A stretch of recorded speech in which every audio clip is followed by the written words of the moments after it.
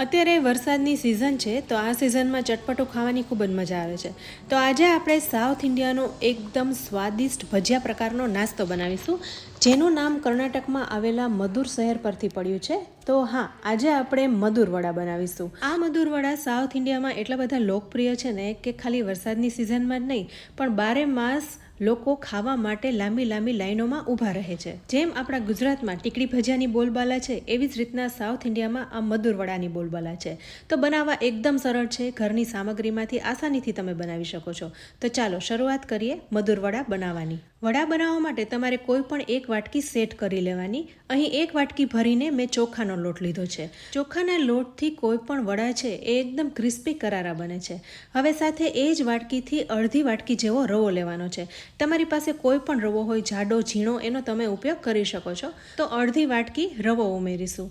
સાથે એ જ વાટકીથી અડધી વાટકી મેંદો ઉમેરવાનો છે. મેંદો ઉમેરવો જરૂરી છે કારણ કે મેંદાથી વડામાં થોડું ઘણું બાઇન્ડિંગ પણ આવશે અને સરસ શેપ આવશે. તો હવે આ બધા લોટ આપણે મિક્સ કરી લઈશું. ત્યારબાદ આપણે અહીં ડુંગળી ઉમેરવાની છે. તો જે વાટકીથી ચોખાનો લોટ લીધો છે એ જ વાટકીથી એક વાટકી ડુંગળીની સ્લાઇસ ઉમેરી દઈશું. અહીં મેં ડુંગળીને પોટેટો સ્લાઇસરથી કટ કરી લીધી છે. તો આ બધી ડુંગળીને આપણે લોટમાં ઉમેરી દઈશું. ડુંગળીથી આ વડાનો સ્વાદ એકદમ સરસ લાગે છે, એટલે એ તો ખાસ ઉમેરવાની છે. ત્યારબાદ તીખાશ માટે મેં અહીં 4 થી 5 લીલા તીખા મરચાં લીધા છે. સાથે 1 ચમચી જેવું આદું પણ ઝીણું સમારીને ઉમેરી દઈશું. હવે આ વડામાં આપણે લીમડો પણ ઉમેરવાનો છે, પણ એને ઝીણો સમારીને ઉમેરીશું. દરેક સાઉથ ઇન્ડિયન વાનગીમાં લીમડાની ફ્લેવર ખાસ ઉમેરાતી હોય છે. હવે સાથે 2 ચમચી ભરીને કોથમીર પણ ઉમેરીશું, એટલે સુગંધ સરસ આવે. કોથમીર ના હોય તો આખા ધાણા પણ ઉમેરી શકાય. હવે 1 ચમચી જેવા તલ ઉમેરીશું. ત્યારબાદ 2 ચમચી જેવા શિંગદાણા લઈશું અને કાજુ પણ લઈશું. કાજુ અહીં ઓપ્શનલ છે. વડામાં કાજુ અને શિંગદાણાની નટી ફ્લેવર એકદમ સરસ લાગે છે. હવે આ શિંગદાણા અને કાજુને અધકચરા વાટી લઈશું અને કુલ 3 ચમચી જેવા શિંગદાણા અને કાજુને મિશ્રણમાં ઉમેરી દઈશું. ત્યારબાદ આપણે સ્વાદ પ્રમાણે મીઠું ઉમેરવાનું છે.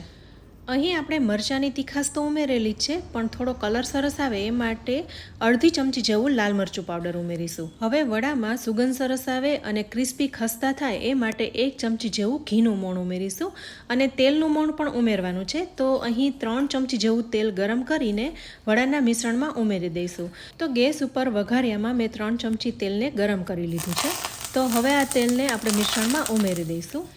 તેલ અને ઘીનું મોણ ઉમેરી દીધા પછી બધું જ આપણે એકદમ સારી રીતના મિક્સ કરી લેવાનું છે. આપણે અહીં કાશ્મીરી લાલ મરચું ઉમેર્યું છે, એટલે એકદમ લાઇટ કેસરી કલર આવી જશે.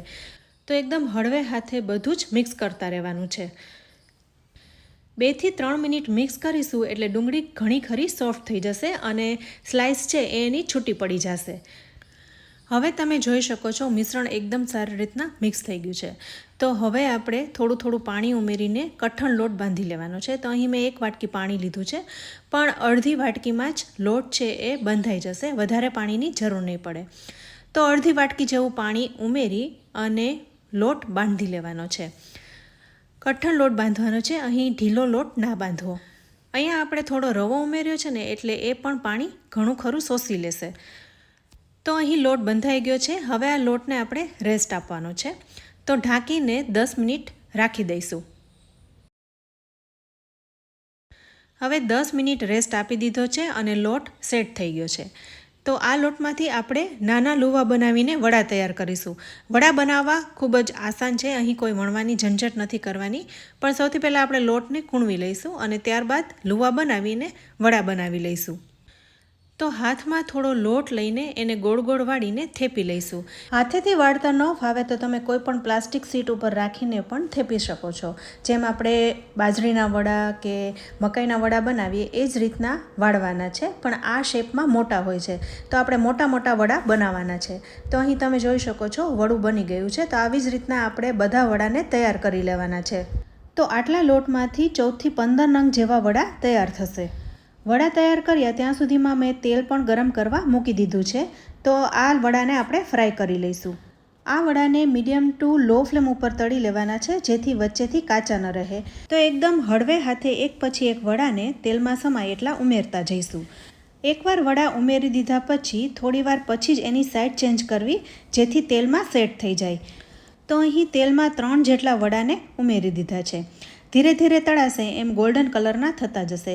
વડા વજનદાર છે એટલે તેલમાં નીચે જ રહેશે, પણ થોડી વાર થાય એટલે આપણે એની સાઈડ ચેન્જ કરીશું. તો થોડા ઘણા હવે વડા તળાઈ ગયા છે તો એની સાઈડ ચેન્જ કરી લઈશું. અહીં આપણે ભારોભાર ડુંગળી ઉમેરી છે એટલે ડુંગળી છે એ બ્રાઉન થઈ જાય ત્યાં સુધી આપણે તળીશું. જેમ જેમ તળાશે એમ ગોલ્ડન કલર આવતો જશે અને એકદમ ક્રિસ્પી કરારા બની જશે. તો આ વડામાં આપણે મેઇન ઇન્ગ્રેડિયન્ટ ચોખાનો લોટ ઉમેર્યો હોવાથી વડા એકદમ ક્રિસ્પી કરારા થશે, જેથી ખાવાની એકદમ મજા પડે છે. આમ તો આ વડા સાથે કોઈ ચટણી કે ચા નથી પીરસાતું હોતું, આમ જ લોકો ખાતા હોય છે. પણ જો તમારે ચટણી સાથે ખાવા હોય તો નારિયેળની ચટણી, ટોમેટો સોસ અથવા ચા સાથે ખાઈ શકો છો. તો ફ્રેન્ડ્સ, અહીં આ વડા તૈયાર થઈ ગયા છે, એકદમ ક્રિસ્પી થઈ ગયા છે, ગોલ્ડન કલર આવી ગયો છે. તો હવે આ વડાને બહાર કાઢી લઈશું. તો બાકી રહેલા વડાને પણ આમ જ તળી લેવાના છે. તો અહીં આપણે બધા વડાને તળી લીધા છે. તમે જોઈ શકો છો બધા વડા તૈયાર થઈ ગયા છે. તો હવે આ વડાને હું ચા સાથે પીરસી રહી છું. તમે જોઈ શકો છો એકદમ ક્રિસ્પી સાઉન્ડ આવી રહ્યો છે. તો ફ્રેન્ડ્સ, વરસાદની સિઝન છે અને આ સિઝનમાં તો કંઈક ચટપટું ક્રિસ્પી કરારું હોય ને તો ખાવાની મજા આવે છે.